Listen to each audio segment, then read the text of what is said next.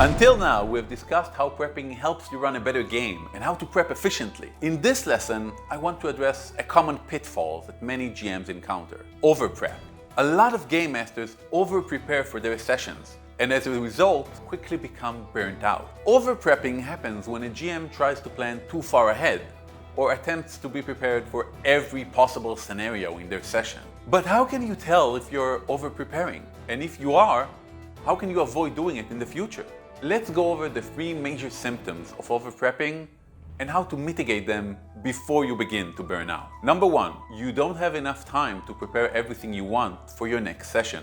Some GMs love to put in a lot of hours of prep work for each session, but the reality is that time is limited.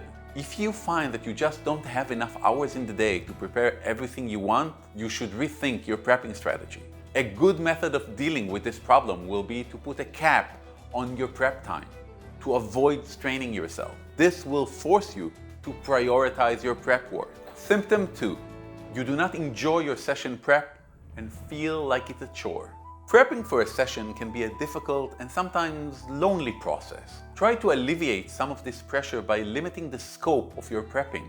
Prep only for a few scenes ahead and focus on those things that are hard for you to deal with on the fly. You can also take some pressure off by consulting with other game masters. I like using Discord servers and GMing groups on Facebook to reduce the burden on myself. Simply sharing your ideas and dilemmas can help alleviate stress, and consulting with others can provide awesome ideas and inspiration. Symptom 3, you find it difficult to respond to unexpected choices of your players. Even if you plan for 30 scenarios, the 31st will catch you by surprise. So I advise you to leave room for happy surprises during your sessions. Keep your mind open to new possibilities. After all, no session plan survives an encounter with the player characters. I know. The very thought of being underprepared for a session can be scary, and it takes time and practice to figure out how much prep is a good amount for you. So I'm going to tell you 4 important rules of thumb that will help you to optimize your prep and avoid the dangers of overprepping. 1, do what works for your group. If your group doesn't care about the historical accuracy of the NPC names, don't waste time and effort finding just the right name. 2, experiment with the amount of prep you do. After each session, ask yourself, was I prepared for everything that happened during this session? What prep do I wish I had done before? What prep was redundant? 3, be willing to cut sessions short. If, toward the end of the session, your players make a surprising choice and you don't feel ready to lead them down that path, end the session early. We will talk about when to end your sessions in greater depth in the next chapter. The 4th and most important rule of thumb, be kind to yourself. GMing is hard work, and you are doing it anyway. Your players will appreciate that.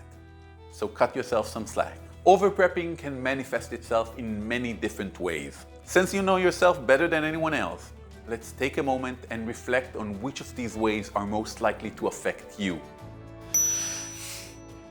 Head over to the Chapter 5 worksheet and fill in the section concerning overprepping. Let me leave you with this thought. No matter how well you do it, prepping will only take you so far. Players may change their minds, go back on their plans, or handle situations in truly unforeseeable ways. Accept that regardless of the time and effort you put into the prep work, you will be blindsided by your players. That is a fact. So instead of trying to prepare for every scenario, allow yourself to stay flexible and react to changes as they occur. How can you run the game session despite this uncertainty? Don't worry. We will talk about that in Chapter 6, Running the Game Session. But before that, let's summarize what we've learned about prepping.